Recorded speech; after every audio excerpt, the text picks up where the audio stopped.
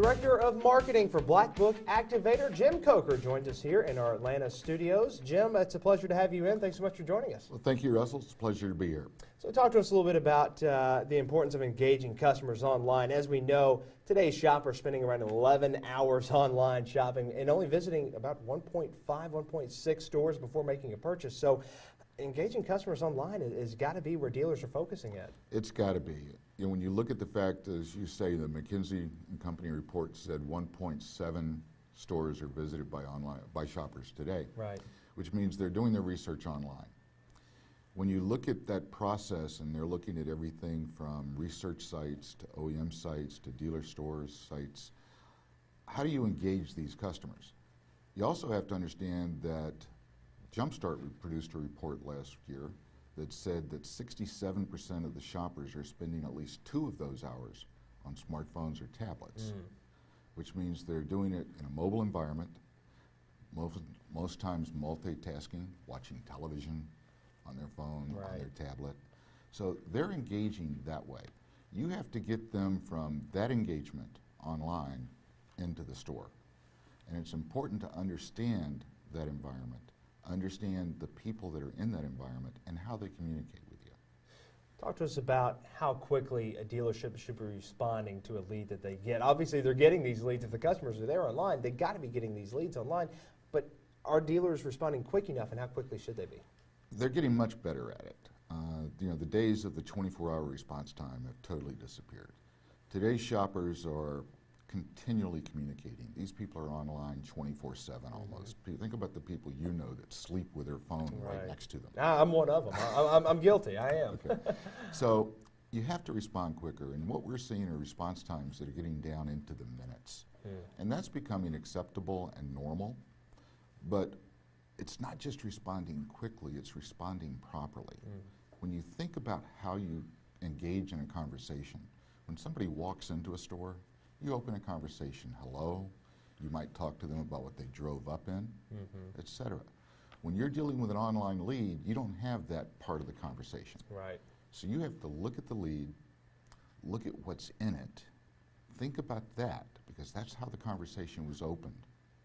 And that's how you have to respond to the conversation. So it's understanding what the conversation is about. Is it about a trade? That's where they started. Is it about credit? So you want to talk about finance.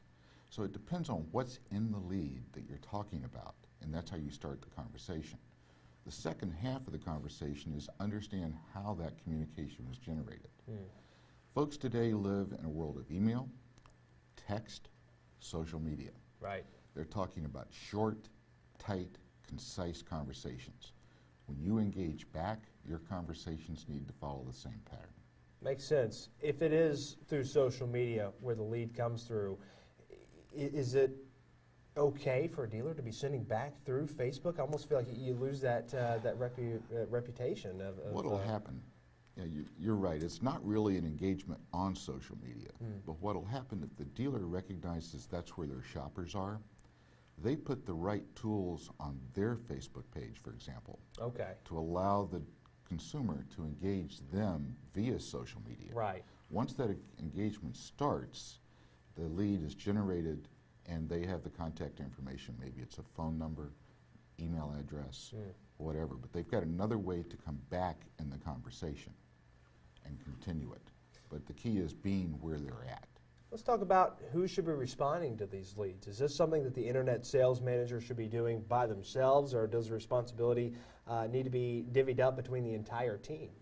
Well, it depends. There are certain stores where they're using a process today, and these are very effective, where the internet lead is managed by the same person all the way through the process. That's very effective because now the communication channel is continuous. You know what it was from the start until you shake hands and they drive away. Right. But we also have a lot of stores where one of two environments are going on. There's a handoff from the internet department to a salesman. Sure.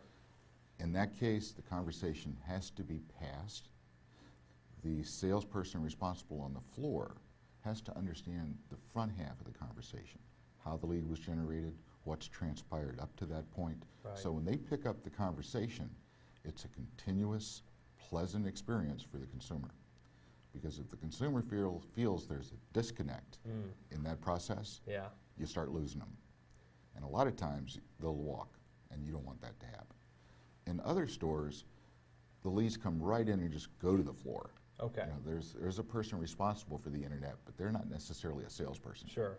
So in that environment, your salesperson has to understand not just how to handle the walk-up, but how to handle that internet lead properly. They're different, and they have to understand how to flow through that. That is where I imagine training is going to come into play in such a large role, because in that kind of environment, Jim, you got to have a salesperson that can, like you said, handle not only the person coming in, not only the phone, they got to handle social media, text, chat, all these leads coming in. So talk to us about training. How important is it now? Training is probably the most important element in the process. When you think about training, you have to understand how to overcome resistance. Okay? The most natural human instinct is to resist change. The internet is making major changes to the way that we operate in the store. Right. Okay? And if that natural tendency to resist that change is there, you've got to disconnect. You overcome that through education. Education has to be in multiple levels. We spend a lot of time in stores training people about inventory, training our service techs how to repair. We reinforce that training, recertify them. Okay? We have to do the same type of approach with the internet. Okay? Understand it, understand how the tool works, understand how the leads come in, understand how to interpret the leads, and then how to work the lead.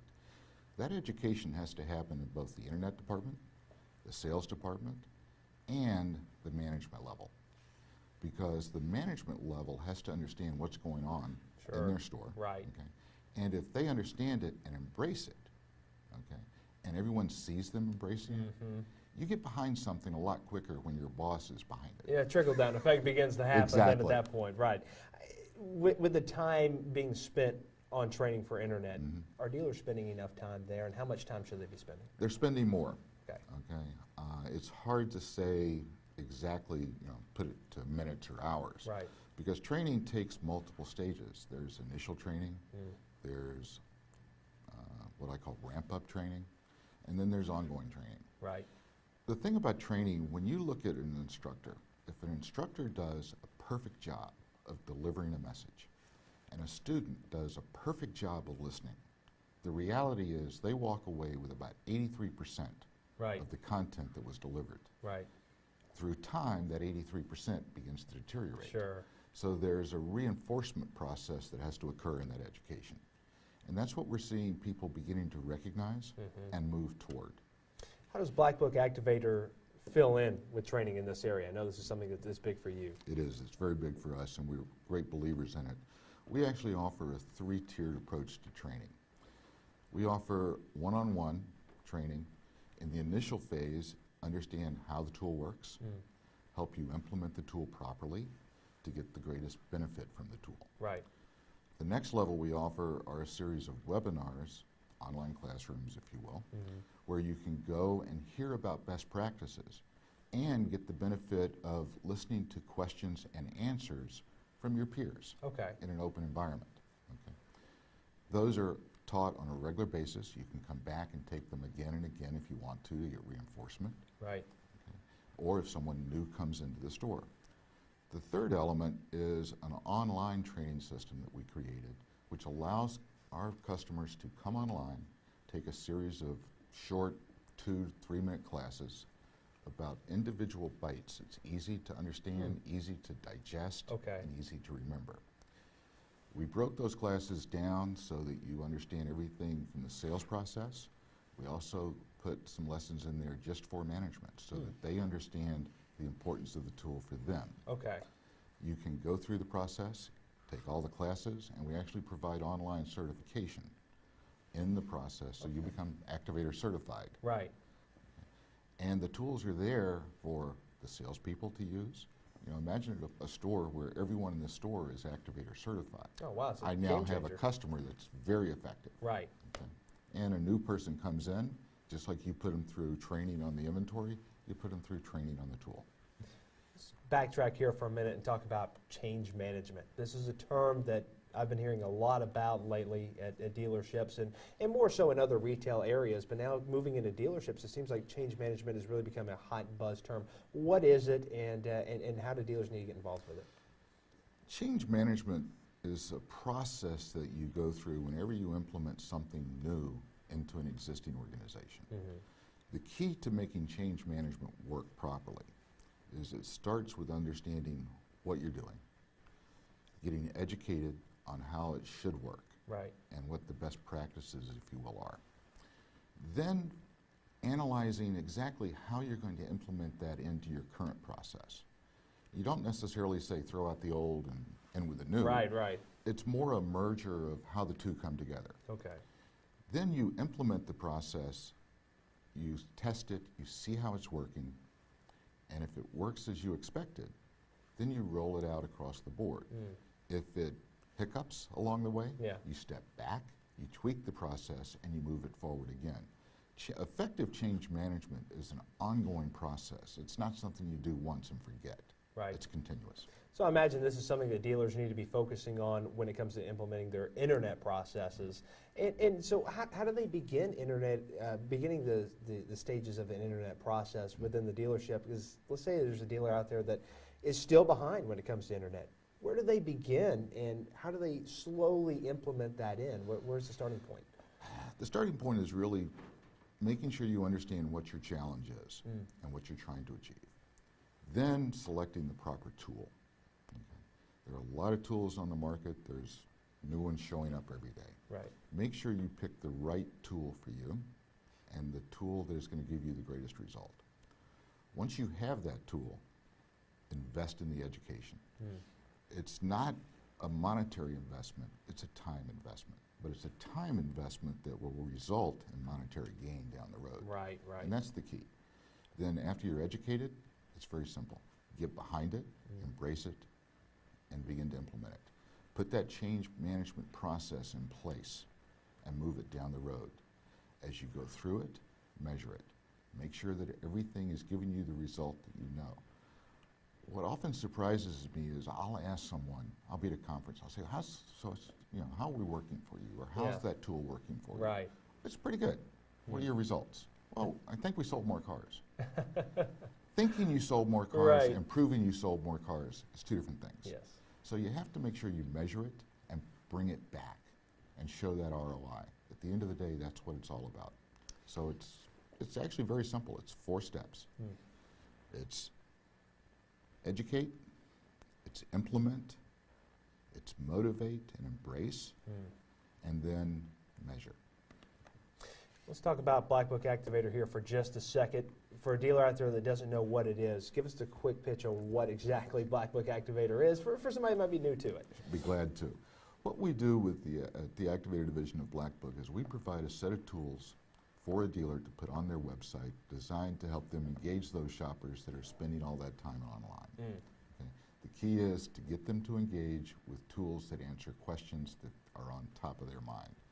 Tools like value your trade. Right. Everyone wants to know what their car is worth. So give them a tool that's easy to use and pulls them in softly, if you will, to that process. We also offer a very unique tool called Credit Score Estimator.